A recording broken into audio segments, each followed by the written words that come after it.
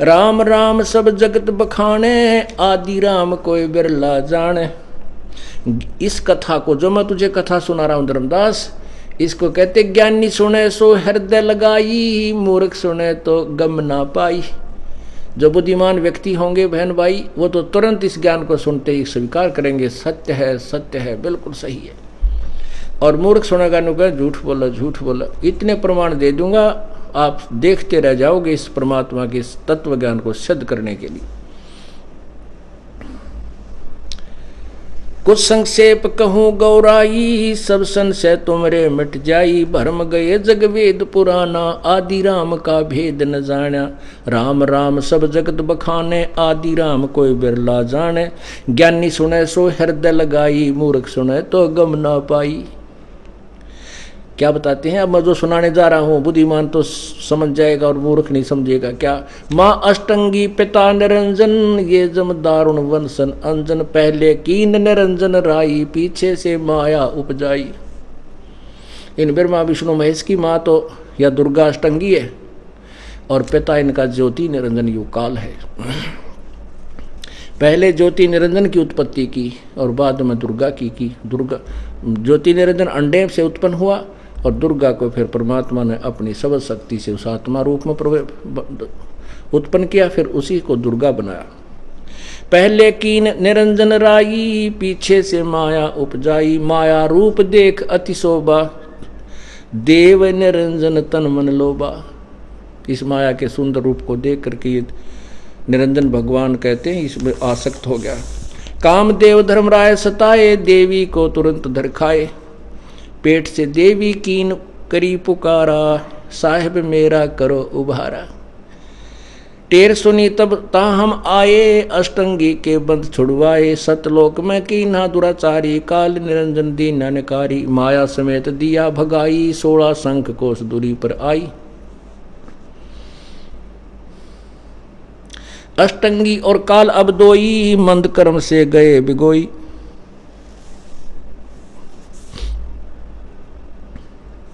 धर्मराय को हिकमत कीना, नखरेखा से भग कर लीना। धर्मराय कीने भोग विलासा, माया को रही तब आशा।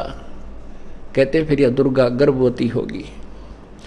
धर्मराय कीने भोग विलासा, माया को रही तब आशा। 3 पुत्र अष्टंगी जाए, ब्रह्मा विष्णु शिव नाम धराए। 3 देव विस्तार चलाए, इनमें यो जग धोखा खाए। ये तीनों देवता इस काल के साजबाज ने जोड़े बैठे हैं और इन्हीं के अंदर ये जीव जो धोखा खा रहे हैं। यही प्रमाण गीता जी अध्याय नंबर 7 के मंत्र 12 से 15 और 20 से 23 तक है। 3 देव विस्तार चलाए, इनमें ये जग धोखा खाए। पुरुष गम कैसे कोई पावे है, काल निरंजन जग भरमावे। 3 लोक अपने सुत देना दीना, सुन निरंजन बासा कीना। 3 लोक अपने पुत्रों को देखकर कहते हैं, ब्रह्मांड के 21 आखिरी स्थान पर ये खुद रहता, ब्रह्मलोक के सबसे सर्वोपरि स्थान पर। अलख निरंजन सुन ठिकाना, ब्रह्मा विष्णु शिव भेद न जाना। ब्रह्मा विष्णु महेश को भी ना पता ये तेरे पिताजी कौन है, कहाँ रहते हैं। दुर्गा को इसने कह दिया था कि मेरा भेद नहीं बता देगी किसी को, मैं गुप्त रहूंगा, क्योंकि मैंने 1 लाख मानव शरीरधारी प्राणियों का खाना है। और यदि इन तीनों पुत्रों को भी पता लग गया तो ये कोई सतीति उत्पत्ति संहार नहीं करेंगे। खबरदार जय तूने मेरे बारे में किसी को बता दिया। तो यह डरती, उससे डर भय के कारण किसी का सत्य नहीं बताती। ब्रह्मा विष्णु महेश को भी भ्रमित रखती है।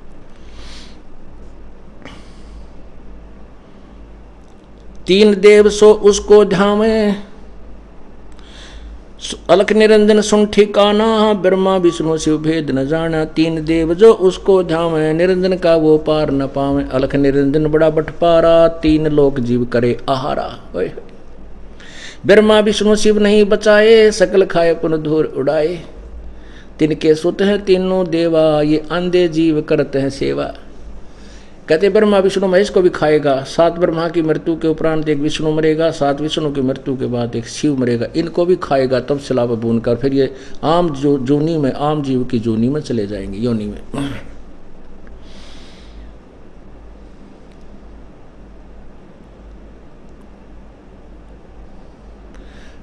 तिसके सुत हैं तीनों देवा, अंधे जीव करत हैं सेवा। ये तीनों देवता ब्रह्मा विष्णु महेश काल के पुत्र हैं, और ये अंधे ज्ञानहीन जीव प्राणी इन ब्रह्मा विष्णु महेश की पूजा करते हैं।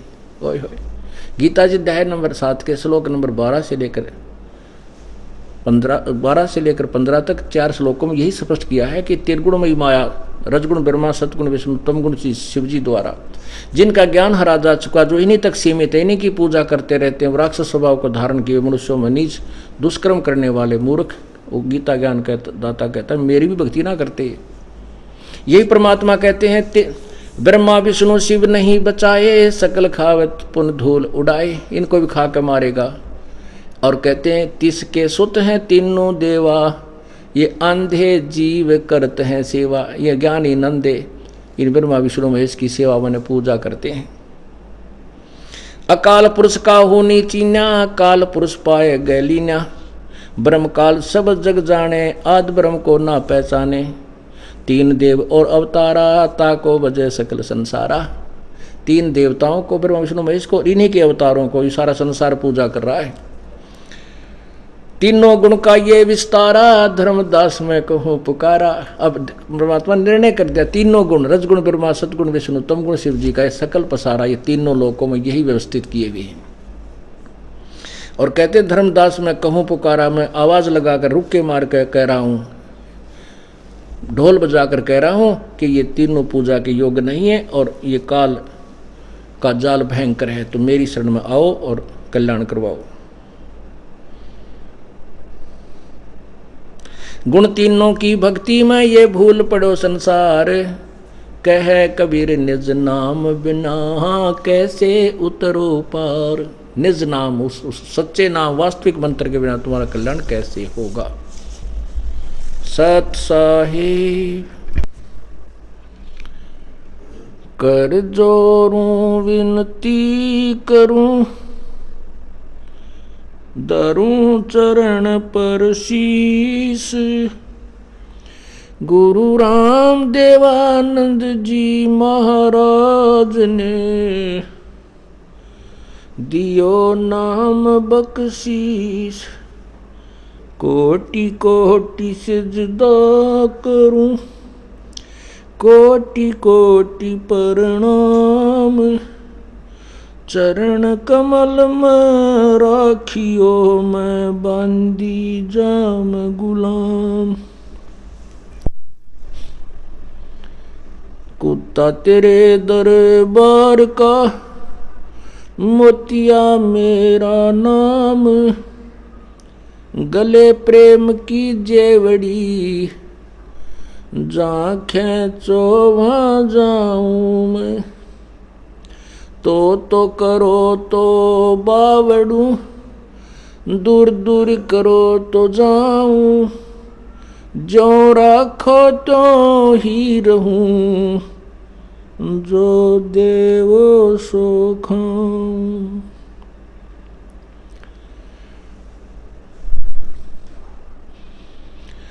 गुरु बड़े गोविंद से,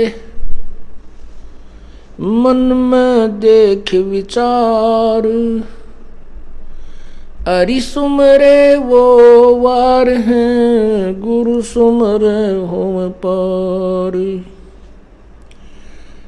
कबीर राम कृष्ण से कौन बड़ो, तिन्हों भी गुरु कीन, 3 लोक के वे धनी, गुरु आगे अधीन।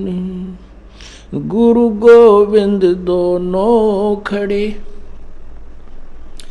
किसके लागू पाए, बलिहारी गुरु अपना जिन, गोविंद दियो मिलाए। जय इब के सतगुरु मिले, सब दुख आँखों रोए, चरणों ऊपर शीश धरूं, कहूँ जो कहनी हो। कबीर गुरु जी मिलेंगे, पूछेंगे कुशलात, आद अंत की सब कहूँ, अपने दिल की बात। गुरु जी तुम ना भूलियो, चाहे लाख लोग मिल जाएं, हमसे तुमको बहुत है, तुमसे हमको नाई। तुमरे विसारे क्या बने, किसकी शरण में जाऊं। शिव बिरंच मुनि नारदा, इनके हृदय न समाऊं। अवगुण किए तो बहुत किए, करत न मानी हार। बावे बंदा बख्श दियो, बावे गर्दन उतारे। अवगुण मेरे बाप जी, बख्शो गरीब नवाज। जो मैं पूत कपूत हूँ, बोर पिता को लाजे। मैं अपराधी जन्म का, नक्सक भरे विकार। तुम दाता दुख भंजना,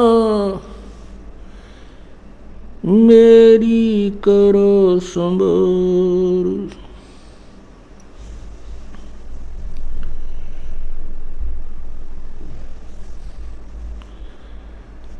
कबीर लूट सको तो लूटियो, लूट सको तो लूटियो, राम नाम की लूट। पीछे फिर पछताओगे, प्राण जाएंगे छूट।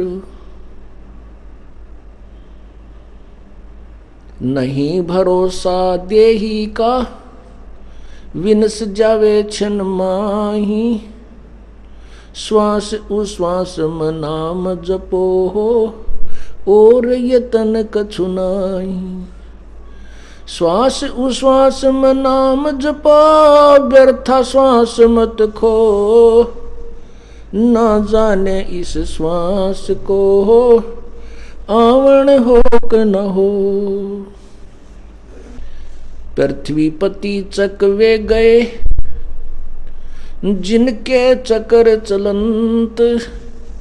रावण सरीखे कौन गिणे हैं, ऐसे गए अनंत। राम रटत कोड़ी भलो, चू चू पड़े जो चाम। ये सुंदर शरीर किस काम का, जिस मुख नाही नाम। राम रटत दारिद्र भलो, टूटी घर की छान। वो सुंदर महल किस काम के, जहाँ भक्ति नहीं भगवान। कबीर जिब्हा तो वाहे भली, जो रटे हरि नाम। नहीं तो काट फेंक दियो, ये मुख में भलो ना चाम।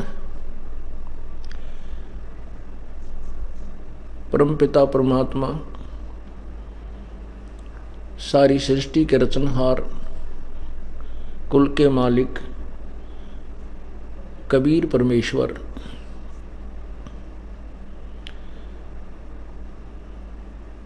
इस कालजाल में फंसी हुई भोली आत्माओं को यथार्थ ज्ञान से परिचित कराने के लिए स्वयं प्रकट होते हैं।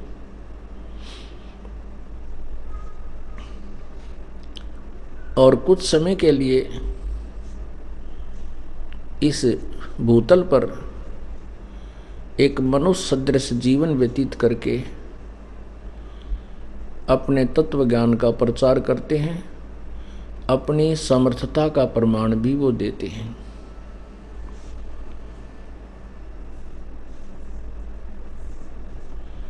जैसा कि आप कल के सत्संग में सुन रहे थे, काशी नरेश बीरदेव सिंह बघेल अपने बाग में सत्संग करवा रहा था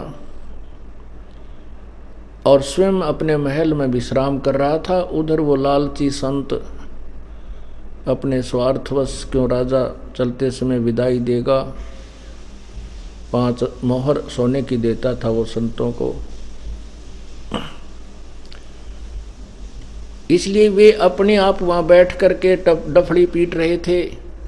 100-200 भक्त श्रोता, कोई सैनिक, कोई राजमहल के कर्मचारी वहाँ पर विराजमान थे। वो सत्संग कर रहे थे। परमात्मा वहाँ पहुँचे तो उन्होंने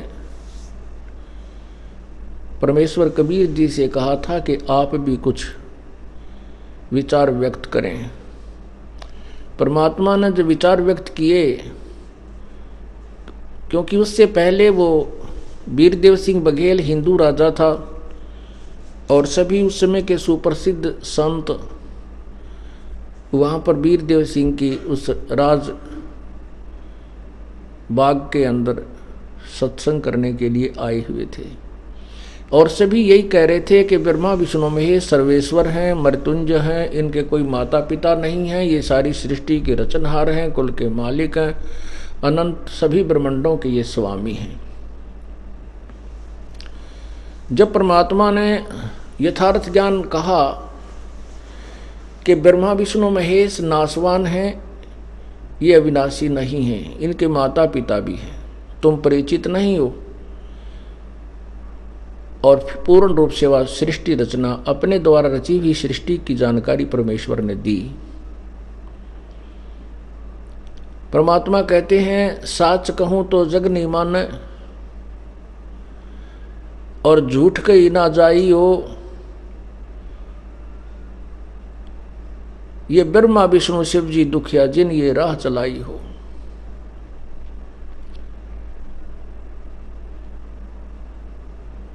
अब जिनको बिल्कुल ज्ञान नहीं था उन ऋषियों संतों को हम बड़े विद्वान पुरुष माना करते थे, उनको महर्षि की उपाधि दे रखी थी,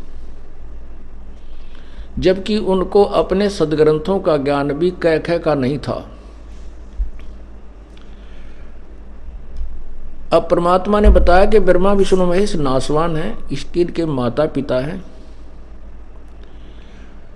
इनकी माँ का नाम दुर्गा है, अष्टंगी, जिसको प्रकृति देवी भी कहते हैं, जिसको दुर्गा भी कहते हैं, 8 भुजा वाली।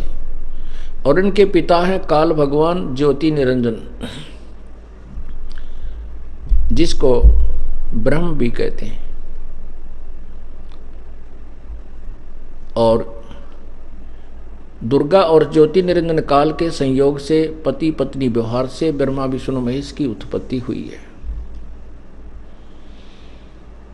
इस बात को सुनकर वो मंडलेश्वर, उनका तो पारा 100 पे गया, 100 पे सुई गई, क्रोधित हो गए, कहने लगे कैस क्या बकवास कर रहा है, तेरा सिर फिर गया है, तू ऐसा बोल रहा है, तो ब्रह्मा विष्णु महेश की बेइज्जती कर रहा है, इनके माता पिता बता रहा है। पूरा हंगामा खड़ा कर दिया। परमात्मा कहते हैं, साच कहूं तो जग मारे और झूठ में कह नहीं सकता। ये तो परमात्मा फैसला करेगा सच्चे और झूठे का। इतने में उन्होंने एक वहां जो सिपाही था उससे कहा कि लाओ राजा को संदेशा दो कि एक सिरफरा व्यक्ति आया हुआ है, वो हमारे हिंदू धर्म के देवताओं की बदनामी करता है, लगता है वो मुसलमान है। अब वो सैनिक व सिपाही गया, राजा से बताया कि ऐसे ऐसे कोई संत आया हुआ है, कोई भक्त, और वो सत्संग के अंदर कहता है कि ब्रह्मा विष्णु महेश नासवान हैं, इनके माता पिता हैं, ये पूजा के योग्य नहीं है, पूर्ण परमात्मा कोई और है, उसका नाम कबीर देव है। और सभी संतजन बड़े अक्षुब्ध हैं। तो 2-4 वो संत भी उनके साथ चले गए थे सिपाही के, उसके राजा को और उल्टी सुल्टी भर कहने, और राजा बड़े क्रोध के अंदर आया और साथ में सैनिक और तलवार लेके चल पड़े कि उसकी गर्दन काट दूंगा। अब परमात्मा ने क्या किया, जब राजा रह गया 100 फुट की दूरी पर लाल आंख कर रखी थी, परमात्मा जमीन से 2 फुट की ऊंचाई पर विराजमान हो गए। नीचे कोई बेस नहीं था, वो केवल राजा को दिखाई दे रहे और शेष को जमीन पर विराजमान नजर आ रहे। जब राजा ने पूछा कौन है वो, कि वो रहा, वो दाढ़ी वाला सिंपल साधारण से वेशभूषा में परमात्मा विराजमान थे। जब राजा ने देखा उस जमीन से ऊपर है, जमीन में कोई स्पोर्ट नहीं है, राजा की बात सुई जीरो पाएगी जो क्रोध होकर आया था, और एकदम इतना प्रभावित हो गया कि ये भगवान नजर आता है मुझे। तो जब राजा ने देखा कि जमीन से ऊपर विराजमान है तो भगवान ने कोई फरिश्ता या देवता अवश्य है। राजा ने जाते ही दंडवत प्रणाम किया, प्रणाम चरणों में मत्था टेका। अब दूसरे ऋषि थे, वो उनको दिखाई दे रहा था परमात्मा जमीन पर विराजा हुआ, और राजा ने देखा वो 2 फुट ऊपर विराजमान। तो जितने भी वो ऋषि बैठे थे, वो नकली संत, वो पेट भर उन्होंने सोचा भी राजा के जादू कर दिया इसने, क्यों वो तो पूरी चाबी भर के लाए थे। राजा को जानते इसका काम कर देगा और काट देगा गर्दन, इसकी टंटा कटेगा। राजा ने पैर पकड़ दिए और कहा परवरदिगार क्या विवाद है आपका। परमात्मा फिर जमीन पर विराजमान हो गए।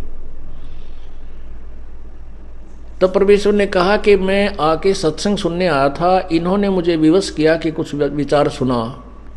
मैंने इनसे कहा था कि मैं जो वचन विचार सुनाऊंगा तुम भाग जाओगे, तुम नहीं टिक पाओगे। इन्होंने कहा था ऐसी कैसी बात है, ऐसी क्यों बात कर रहे हो, आप सुनाओ।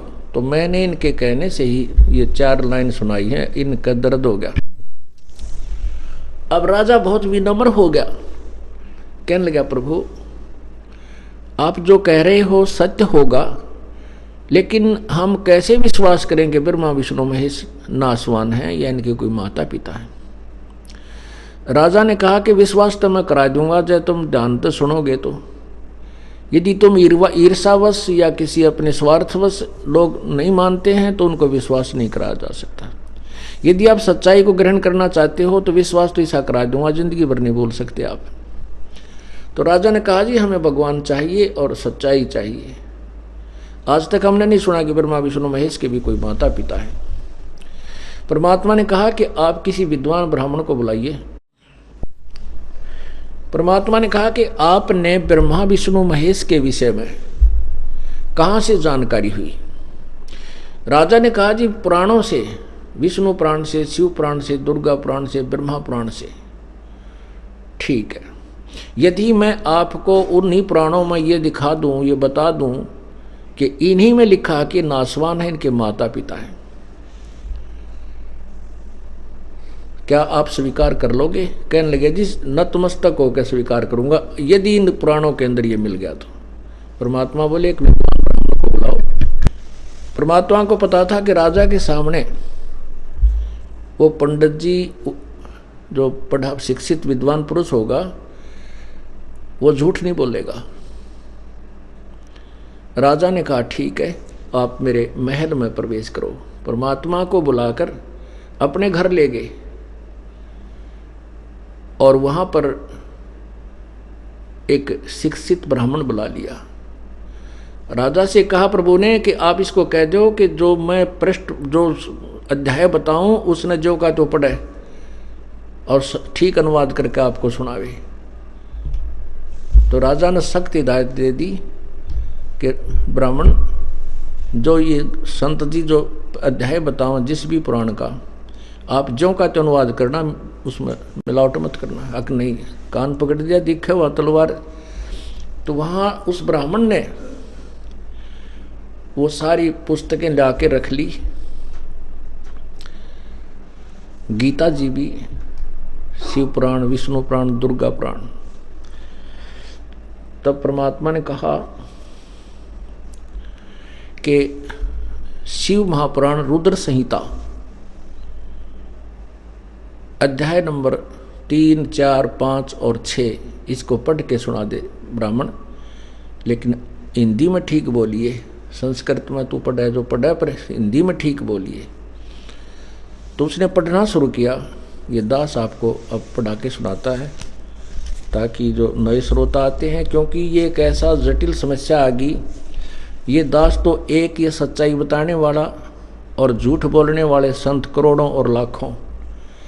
अब उस रंग में हम रंग चुके हैं, उस दंत कथा में, उस लोक वेद में, जो हमने सुनाया था लेकिन सदग्रंथों से नहीं मेल खाता। अब जिन टीचरों ने आउट ऑफ सिलेबस पढ़ा दिया, तो बच्चों का दोष नहीं, उन्होंने तो टीचर को ने जो मौखिक पढ़ा दिया उसको विश्वास करके कि ये टीचर है, इसने सिलेबस को पढ़ा है, ये सही बोल रहा है, तो विद्यार्थियों ने तो ग्रहण कर लिया। अब उस सिलेबस को देखा खोल कर, तो वो टीचर जो थे वो सारे इस सिलेबस के विरुद्ध पढ़ा रहे थे और सभी विद्यार्थियों के भविष्य को नष्ट कर दिया। यही हमारे साथ किया गया। गुरु, ये आध्यात्मिक गुरु एक टीचर होते हैं, ये इनके पास इन्होंने अपने सदग्रंथों से ही ज्ञान देना चाहिए था। इन्होंने सदग्रंथों की आड़ में अपने ग्रंथों का नाम लेकर के ग्रंथों के विरुद्ध दंत कथा सुना दी कि ब्रह्मा विष्णु अजरो अमर हैं, इनके कोई माता पिता नहीं, यही पूजा के योग्य हैं। जबकि गीता जी और वेदों में स्पष्ट लिखा है कि पूजा के योग्य तो केवल एक ही परमेश्वर है, वो पूर्ण ब्रह्म है, परम अक्षर ब्रह्म है। और ब्रह्म भी कहता है कि मैं भी उसी की पूजा करता हूं। ब्रह्मा विष्णु महेश भी साधना उसी की करते हैं। तो इसलिए हम उल्ट साधना करके, शास्त्र भी साधना करके अपने भविष्य, अपने जीवन को नष्ट करते रहे और यहीं इस काल के जन्म मृत्यु के चक्कर में, अरहट के कुएं में जुड़े रहे। अब आपको रुद्र संहिता शिव महापुराण सुनाते हैं।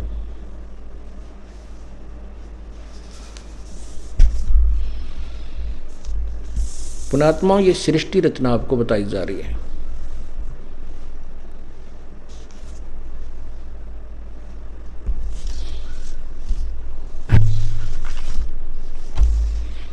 ये देखिएगा शिव महापुराण, संक्षिप्त शिव महापुराण, गीता प्रेस गोरखपुर से प्रकाशित है। अनुवादकर्ता कौन है? संपादक हनुमान प्रसाद पोदार। और इसके प्रकाशक कौन है? प्रकाशक मुद्रक गीता प्रेस गोरखपुर, गोविंद भवन कार्यालय, कोलकाता का संस्थान। अब इसके देखिएगा,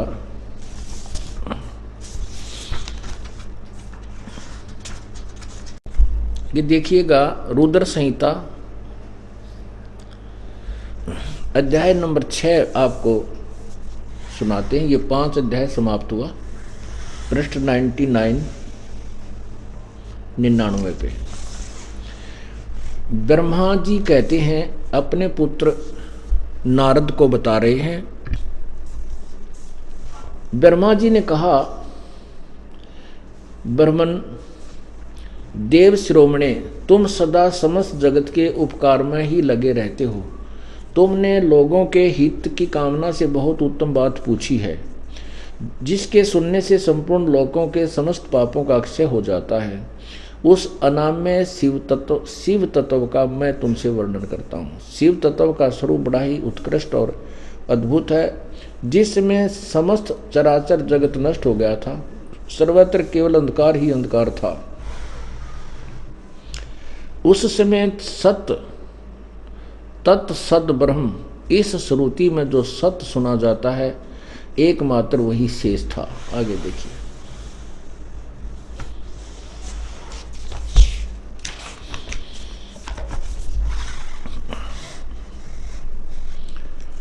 जिस परब्रह्म के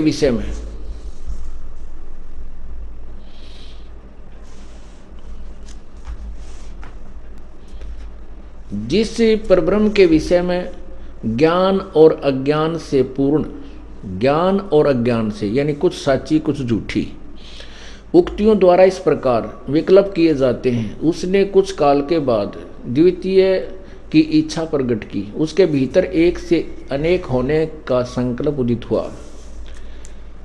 उस निराकार परमात्मा ने अपनी लीला शक्ति से अपने लिए मूर्ति आकार की कल्पना की। जो मूर्ति रहित परब्रह्म है उसकी मूर्ति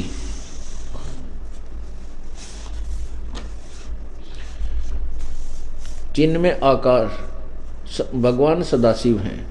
अर्वाचीन और प्राचीन विद्वान उन्हीं को ईश्वर कहते हैं। उस समय एकाकी रहकर स्वेच्छानुसार विहार करने वाले उन सदाशिव ने अपने विग्रह से स्वयं ही एक स्वरूप भूता शक्ति की सृष्टि की, यानी अपने अंदर से एक स्त्री को निकाला, प्रकट किया, जो उनके अपने शरीर अंग से कभी अलग होने वाली नहीं थी। उस पराशक्ति को प्रधान प्रकृति गुणवती माया बुद्धि तत्व की जननी तथा विकार रहित बताया गया है। वह शक्ति अंबिका कही गई है। उसी को प्रकृति, ये ध्यान से सुनना, ये प्रकृति जो है ये दुर्गा को कहते हैं। ये शब्द प्रकृति शब्द आपके गीता जी में काम आओगा, जहाँ सृष्टि रचना आपको गीता जी में दिखाई जाएगी। उसको प्रकृति सर्वेश्वरी त्रिदेव जननी, ओह त्रिदेव जननी, तीनों देवताओं की माँ, ब्रह्मा विष्णु महेश की उत्पन्न करने वाली माता जननी, त्रिदेव जननी, नित्ता और मूल कारण भी कहते हैं। सदाशिव द्वारा प्रकट की गई उस शक्ति की 8 भुजाएं हैं। स्पष्ट हो गया। ये दुर्गा जो अष्टंगी है इसी के नाम है प्रकृति सर्वेश्वरी। और ये सदाशिव कबीर परमेश्वर ने आकर के सबसे पहले ब्रह्मा को यह ज्ञान सुनाया था सृष्टि रचना का। ब्रह्मा ने कुछ विश्वास हुआ, उसके बाद इस काल भगवान ने, जो सदाशिव है, ये ब्रह्मा विष्णु महेश का पिता है, ये 3 रूप धारण करके सामने आता है, या तो विष्णु रूप में, या शिव रूप में, या ब्रह्मा रूप में। ये अपने वास्तविक काल रूप में प्रकट नहीं होता, इसने कसम खाई हुई है।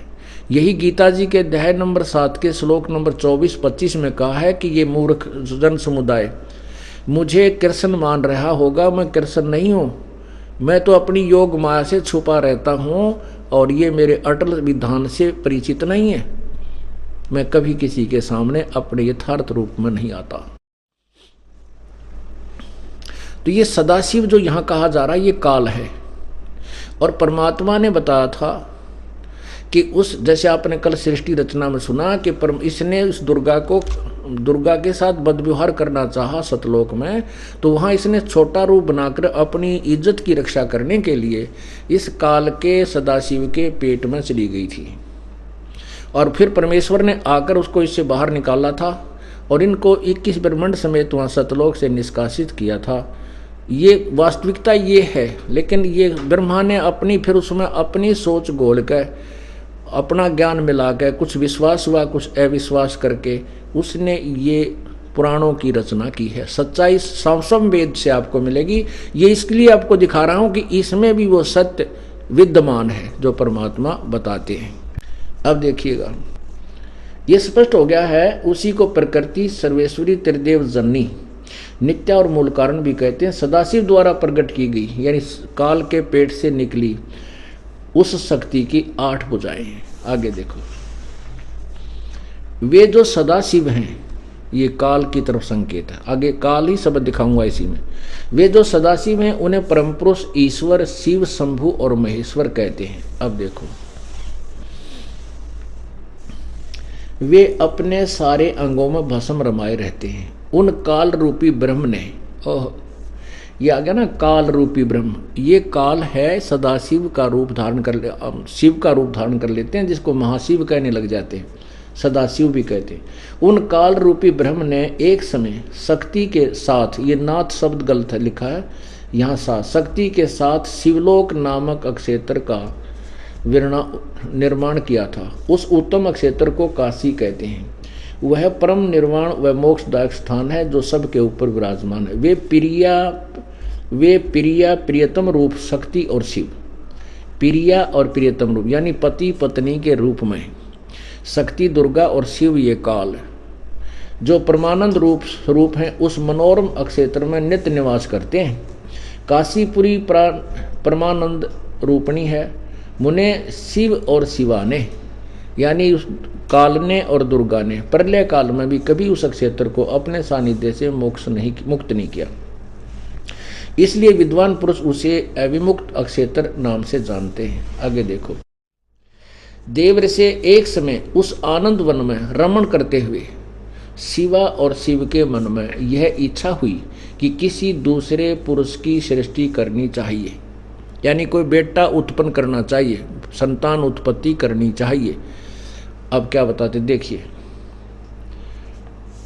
किसी दूसरे पुरुष की सृष्टि करनी चाहिए जिस पर यह सृष्टि संचालन का महान भार रखकर हम दोनों केवल काशी में रहकर सब इच्छा अनुसार विचरें और निर्वाण धारण करें। ऐसा निश्चय करके शक्ति सहित सर्वव्यापी परमेश्वर शिव ने अपने वाम भाग के 10वें अंग पर अमृत मल दिया, अर्थात पति पत्नी व्यवहार किया। फिर तो वहाँ से एक पुरुष प्रकट हुआ, एक बच्चे की उत्पत्ति हुई जो तीनों लोकों में सबसे सुंदर था। वह शांत था, उसमें सतोगुण की अधिकता थी। वो सतगुण विष्णु की उत्पत्ति हुई तथा वह गंभीरता का अथाह सागर था। ये आपने 199 से 101 पृष्ठ तक पढ़ा।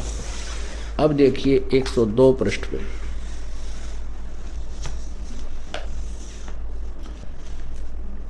अब उस बच्चे का जन्म हुआ, उसने अपना नाम पूछा, मेरे नाम का निश्चित कीजिए। तो क्या बताया, शिव ने कहा, वत्स, व्यापक होने के कारण तुम्हारा विष्णु नाम विख्यात हुआ।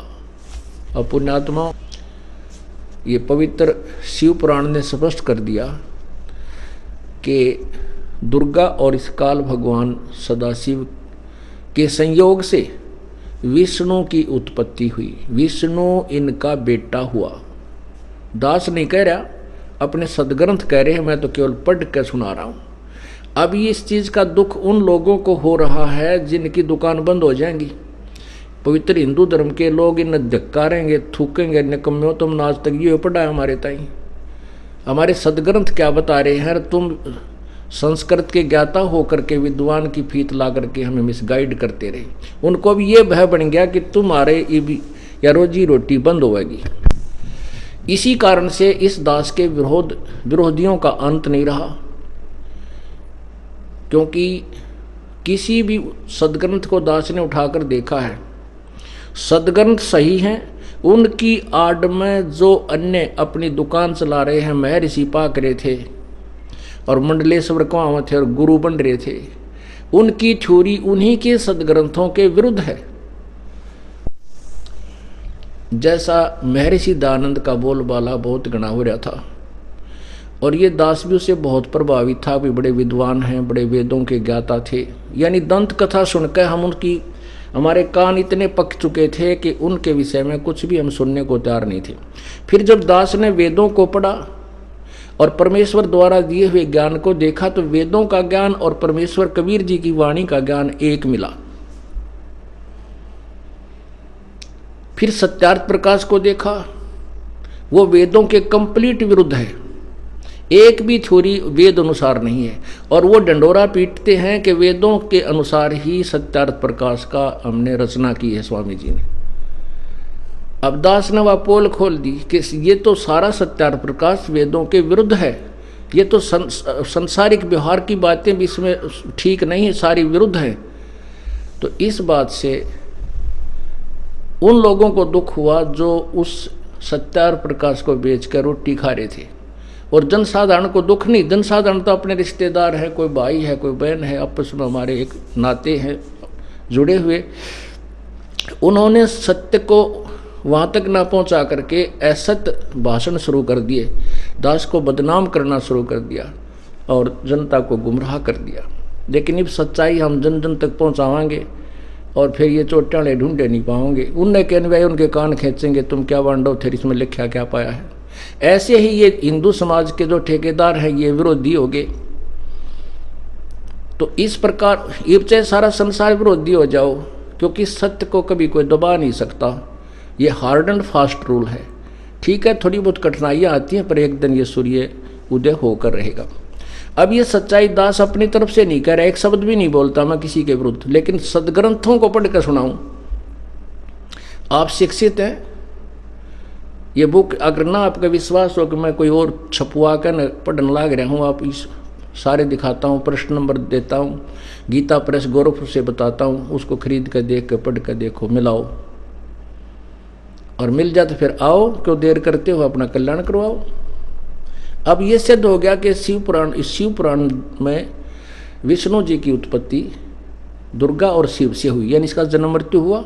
अब आगे देखो, ब्रह्मा की उत्पत्ति इन्हीं से। अब 103 पृष्ठ पर 7वां अध्याय चल रहा है, ये 6ठा अध्याय यहां समाप्त हुआ।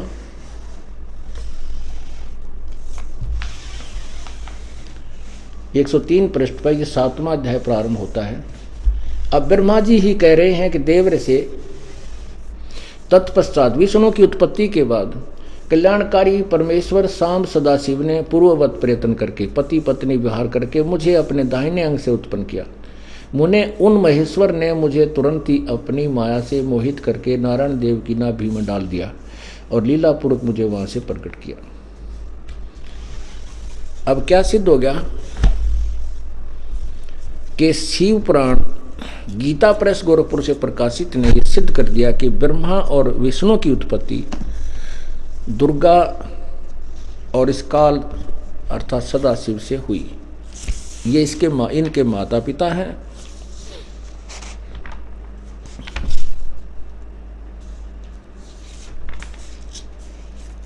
इससे सिद्ध हुआ कि ये अजर अमर नहीं। अब ये गीता का अनुवाद शिव पुराण का ये केवल हिंदी अनुवाद किया गया है। संस्कृत में ये मूल जो ग्रंथ है संस्कृत भाषा में है। तो संस्कृत से अनुवाद करते समय अनुवादकर्ता ने समस्या आ गई कि शिव से शिव की उत्पत्ति कैसे लिखूं, जबकि मूल संस्कृत में स्पष्ट लिखा है। क्योंकि इनको तत्व ज्ञान था नहीं, अनुवाद करने की चेष्टा की है, लेकिन जहां ये समझ में नहीं आई वहां गोल मोल कर दिया, छोड़ दिया वहां पर। आगे देखो, इसी में 110 पृष्ठ पे स्पष्ट किया है, ये 4 दिखाए हैं, ब्रह्मा विष्णु रुद्र और चौथा जो है वो सदाशिव, ये काल है, ये इनका पिता है। 9वां अध्याय देखो, अध्याय 9 पृष्ठ 110 पृष्ठ, इसके लास्ट में लिखा है इस प्रकार ब्रह्मा विष्णु और रुद्र इन 3 देवताओं में गुण है, परंतु शिव, ये शिव कौन है? ये काल है, ज्योति निरंजन ब्रह्म इनका पिता है, गुणातीत माने गए हैं। जैसा कि आपने यहां पढ़ा,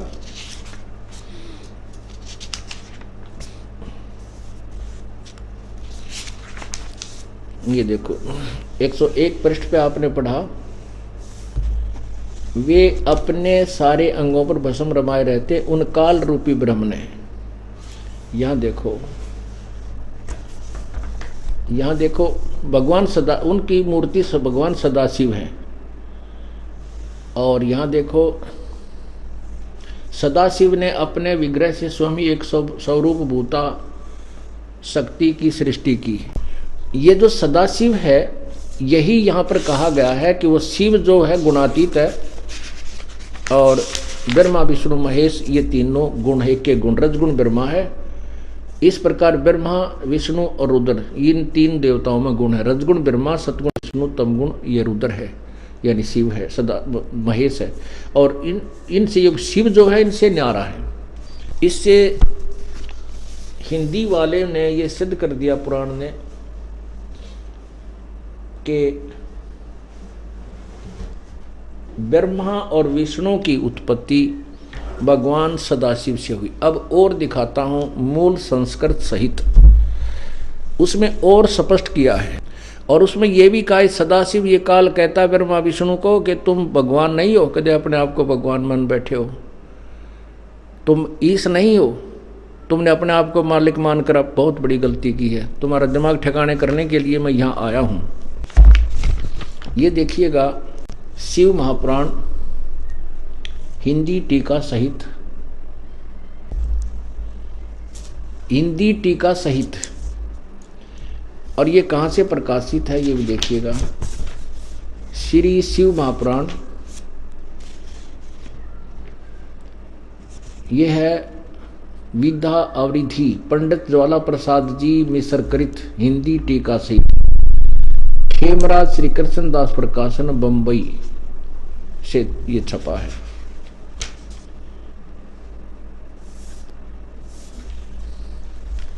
अब इसके 17 पृष्ठ पे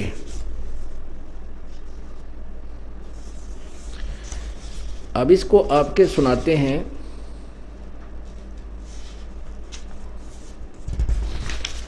अब देखो, अपने भगवानों जिनको हम परमात्मा मानते थे उनके विचार एक चौथी क्लास के बालका जैसे बुद्धि थी उनकी।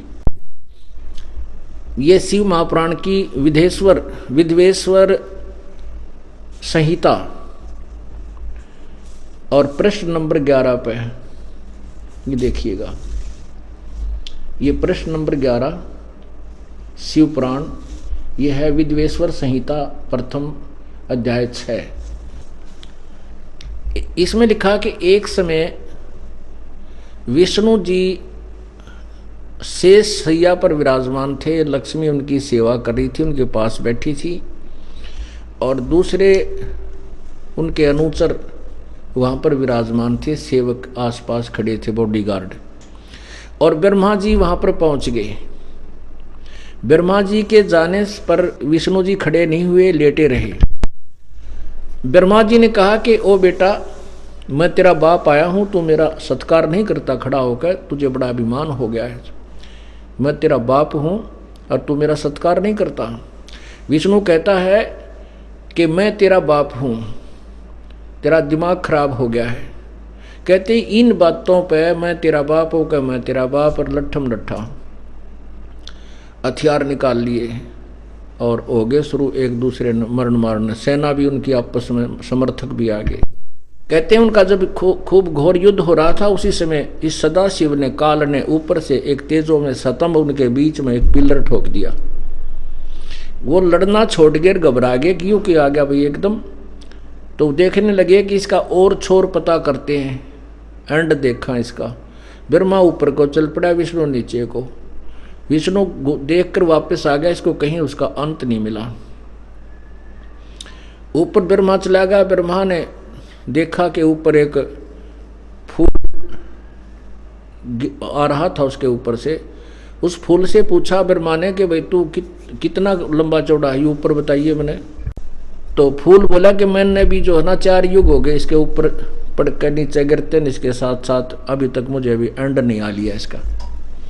तो उस फूल से कहा कि तूने कह दिए, झूठ बोल दिए कि ब्रह्मा ने ऊपर आखिर तक देखा, मैं इसके गिले आया हूँ, साथ ही आया हूँ। वो वापस आ गया तो उधर से ये सदाशिव वहाँ प्रकट हुआ। हाँ, उसने फिर आकर के झूठ बोल दिया ब्रह्मा ने कि मैं इसके अंड को देखा। तो इससे एंड को जो देखा होगा, इनकी एक शर्त लगी थी कि जो एंड को देखा होगा वो विजयी होगा और नहीं देख पता करेगा वो उसका जो है पराजित होगा। तो विष्णु ने हार मान ली कि भी मन तक कुछ पाया को नहीं, सच्चाई बता दी और उसने बोल दी झूठ। तब वो सदाशिव यानी वो काल प्रकट हुआ शिव रूप में, क्योंकि धोखा देकर रखता है। तो उसने कहा कि ब्रह्मा ने झूठ बोला है। ब्रह्मा नतमस्तक हो गया, हाँ जी झूठ बोल दिया।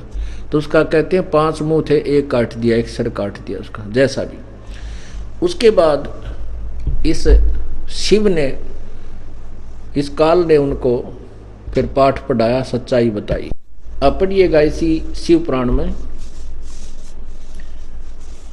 अब यो नंदीकेश्वर, ये भगवान सदाशिव शिव का जो बैल है वो बोला। नंदीकेश्वर बोले, हे योगिंदर, आगे एक समय विष्णु भगवान से सैया पर अपने गरुड़ आदि पार्षदों से संयुक्त लक्ष्मी सहित शयन करते थे। उस समय ब्रह्मज्ञानियों में श्रेष्ठ ब्रह्मज्ञानी, उस समय ब्रह्मज्ञानियों में श्रेष्ठ ब्रह्मा जी अपनी इच्छा से वहां आए। सब प्रकार सुंदर सेज पर शयन करते हुए कमल लोचन विष्णु जी से पूछने लगे,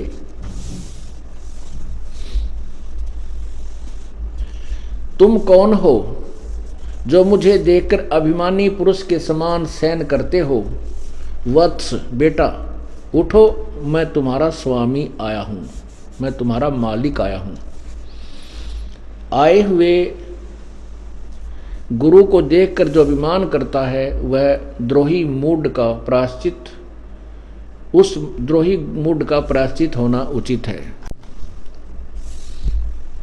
यह सुनकर विष्णु के अंतर में तो क्रोध हुआ, परंतु बाहर से शांत रहे और बोले, हे वत्स, हे बेटा। विष्णु जी बोले उस ब्रह्मा को कि हे बेटा, तुम्हारा मंगल हो, बैठो इस आसन पर विराजो। इसमें तुम्हारे नेत्र कुटिल और मुख टेढ़ा क्यों है, वक्र क्यों हो रहा है। ब्रह्मा जी बोले, वत्स विष्णु, बेटा विष्णु, तुमको समय के प्रभाव से अभिमान है। हे पुत्र, मैं तुम्हारा रक्षक और जगत का पितामह हूँ। विष्णु जी बोले, यह तो सब जगत मुझ में स्थित है, तुम चोर के समान किस प्रकार अपना कहते हो। तुम मेरी नाभि कमल से उत्पन्न हुए हो, इससे मेरे पुत्र हो, मुझे पुत्र कहना व्यर्था है। नंदिकेश्वर बोले, इस प्रकार ब्रह्मा विष्णु दोनों ही रजोगुण से मुग्ध होकर विवाद करने लगे। मैं श्रेष्ठ हूं, मैं स्वामी हूं, ऐसा कहकर एक दूसरे को मारने की इच्छा से युद्ध करने में उत्सुक हुए। तब संपूर्ण देवता विमान में बैठकर उस महाअद्भुत युद्ध देखने के लिए चले आए और आकाश में उन पर फूल बरसाने लगे। अरे वाह, जो खागड़े बिड़ा करें, झोटे बिड़ा करें, हूँ कुरकन कहते वो देवता ऊपर तो फूल बरसान लग गए। अखा कर दो काम, लड़ो। देवता नागो उनको कहना चाहिए था, महापुरुषों लड़ा नहीं करते, कोई अच्छी बात है यार। न देवता ऊपर से फूल बरसा और वह लड़ना तैयार हो रहे। तो पुण्यात्माओं, ये दास नहीं कह रहा, लेकिन सच्चाई या कड़वी कुनीन जैसी होती है। एक बार कड़वी लग गया अगर कुनीन, फिर रोग काट देती है। एक बार धैर्य से इसको सहन कर लेना, फिर देखना कितना आनंद आएगा। अब मैं आपको केवल सृष्टि रचना चल रही है, ज़्यादा ना सुना करके इतना दिखाना चाहता हूँ कि ब्रह्मा विष्णु रुद्र और ये महेश और इनसे न्यारा है वो काल। अभी दिखाता हूँ आपको। ये देखिएगा, ये वही पुस्तक है, इसके पृष्ठ नंबर 17 पर शिव पुराण और ये विद्वेश्वर संहिता अध्याय 9 में। अब यहां से पढ़ के सुनाते हैं आपको। नंदिकेश्वर बोले, इस प्रकार भगवान ने उन नम्र हुए ब्रह्मा और विष्णु पर अनुग्रह करके उनके युद्ध में परस्पर उनकी सेना मारी गई थी। उस सब को अपनी शक्ति से जीवाकर उठाया। अब क्या बोलता है वो काल, उनको बताता है ब्रह्मा विष्णु महेश, ब्रह्मा और विष्णु को कहता है कि मेरे सकल और निष्कल भेद से दो स्वरूप हैं, परंतु और ईश्वर नहीं, इस कारण उनके दो रूप नहीं हो सकते। पहला सतम रूप और दूसरा पीछे मूर्तिमान रूप धारण किया। इसमें ब्रह्म रूप निष्कल और ईश रूप सगुण है। मेरे यह दोनों रूप सिद्ध हुए हैं, दूसरे किसी के नहीं हो सकते। इस कारण तुम दोनों को अथवा दूसरों को ईश्वरत्व की प्राप्ति नहीं हो सकती, तुम भगवान नहीं हो सकते।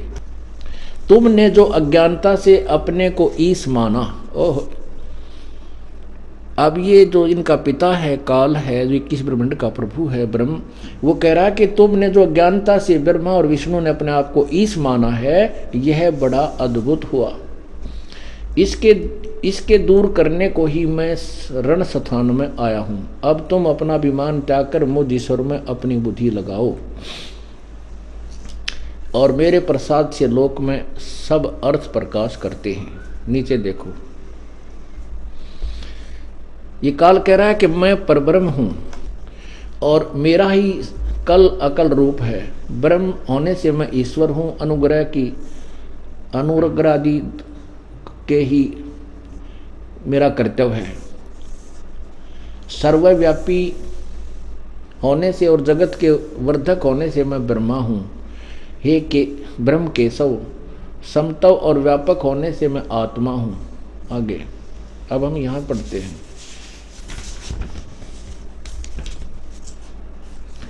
यहाँ देखो प्रश्न नंबर 18 पे, और यहाँ आ जाते हैं हम नीचे। हे पुत्रो, ये सदाशिव अर्थात काल कह रहा है ब्रह्मा और विष्णु को, हे पुत्रो यह कृत्य, कौन सा कृत्य? ब्रह्मा को उत्पत्ति का और विष्णु को सतिथि का, कि जो तुम्हें ये कार्य मैंने तुम्हें दिया है, विभाग दिए हैं, तुम एक एक मंत्री बनाए हो, ये तुमने स्वयं तप किया था।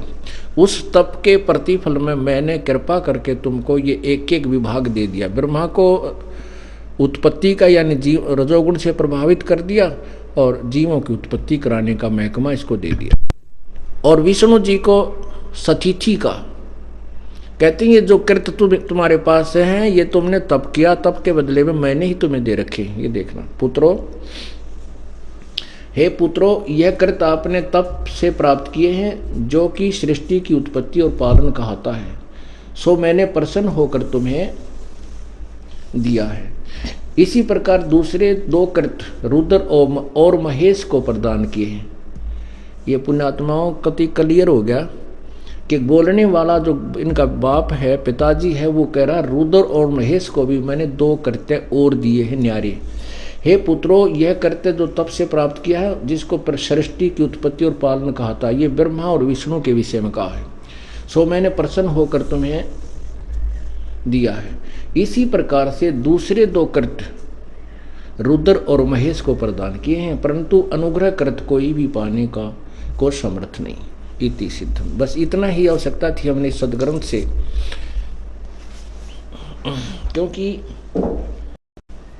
एक जड़ी का पौधा होता है, उसमें बहुत सारे पत्ते भी होते हैं, फल भी होते हैं, जड़ भी होती है, कांटे भी होते हैं। और जिसने पता है कि ये जड़ी हमने बनानी है, इसमें किस चीज़ की आवश्यकता है, उसकी जड़ों की आवश्यकता है या पत्तों की आवश्यकता है, उतने ही लेकर के अपनी जड़ी बना लेता है, शेष की आवश्यकता उसको नहीं है। हमने जो चाहिए था इस सदग्रंथों में से वो आपके समक्ष निकाल कर एक जड़ी बना रखी है, एक अलग से शास्त्र तैयार कर दिया है इन सब सदग्रंथों का निष्कर्ष निकाल कर। तो इससे स्पष्ट हो गया कि ब्रह्मा विष्णु और शिव यानी वो महेश इस जो काल भगवान से सदा शिव के बेटे हैं, दुर्गा इनकी माँ है। अब परमात्मा ने कहा था तो ब्राह्मण उन्हीं अध्यायों को पढ़कर सुना रहा है और हिंदी में अनुवाद कर रहा है, और वीरदेव सिंह बघेल काशी नरेश दांतों तले उंगली दबा रहा है। फिर कहता है ब्राह्मण एक बार फिर पढ़ ले, फिर ध्यान से देख ले कहीं गलत तो अनुवाद नहीं कर रहा तू। वो कहता नहीं नहीं राजन, अनुवाद में सही कर रहा हूँ, ऐसा ही लिखा है। तेरा गजब हो। अब वीर सिंह जी हैरान है कि देखा आज तक हमारे को के पढ़ाई पढ़ाया करती है निकम्मी आत्मा, और ये तो सामने समर्थ बैठे थे। यदि कोई जनसाधारण ये सच्ची बात कहता तो मैं उसकी गर्दन काटने गया था। ऐसे अपने दुष्कृत्य को देखकर रो रहा है, आंखों से पानी गिर रहा है। तो परमात्मा ने कहा कि आप देवी पुराण 3रा स्कंद अध्याय 3 से लेकर और 5 तक 7 तक पढ़कर सुना दे राजा को। अब क्योंकि वो तो मालिक थे, कबीर परमेश्वर थे, वो लोग उनको कहते वो तो अक्षर ज्ञान नहीं था, वो तो सर्वज्ञ थे, वो पूर्ण परमात्मा थे, सारी सृष्टि रची हुई उनकी थी, और उनके सामने अक्षर और निरक्षर कुछ नहीं था, वो पूर्ण परमात्मा थी। आपको थोड़ा सा मौखिक बताऊंगा, उसके बाद ये सदग्रंथ आपको तुरंत समझ में आ जाएगा। पुण्यात्माओं, परमात्मा के पाने के लिए हमने कमर कसी है, तो इसके लिए हमने समय भी निकालना होगा। इसके लिए हमने अपना जो 2 पैसे भी खर्च करने होंगे। जैसे किसान खेती करता है, खेती करने से पहले वो बहुत कुछ खर्च कर देता है, बीज तो बहुत बाद में बीजता है, और बीज बीजने के बाद भी फिर खर्च ही शुरू हो जाता है।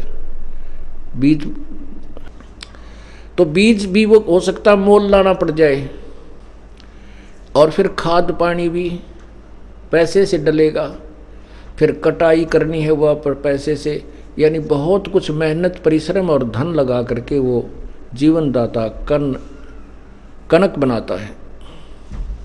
ठीक इसी प्रकार हमने परमात्मा पाने के लिए कमर कसी है, हमारी चाह है भगवान पाना है, तो परमात्मा पाना कोई ज़्यादा कठिन नहीं है, उसका रास्ता मिलना मुश्किल था। नहीं तो ऋषि महर्षियों ने, पुण्यात्माओं ने, श्रद्धालुओं ने इतने कुर्बानियाँ दी हैं, अपने शरीर की परवाह नहीं की, ऐसे ऐसे कठिन तप किए हैं। अब भी भक्तात्मा श्रद्धालु पेट पलनियाँ चलते हैं, खून निकलाता है, कौड़ी छुल जाती हैं, गोड्डे छिल जाते हैं, लेकिन वो परमात्मा की चाह में शरीर की परवाह नहीं करते। लेकिन वो दिशा ठीक नहीं मिली हुई, वो डले ढो रहे हैं। अब ये दास आपको बताएगा जो देवी भागवत आपके समझ में आएगी। पुण्यात्माओं, ये सदग्रंथ दास ने बहुत बाद में देखे हैं। पहले अपने कबीर परमेश्वर ने जो हमें सतज्ञान दे रखा था उसकी थ्योरी की, उसका अध्ययन किया, और गुरुदेव ने बताया कि आप इसको पढ़ो, सब संशय समाप्त हो जाएंगे।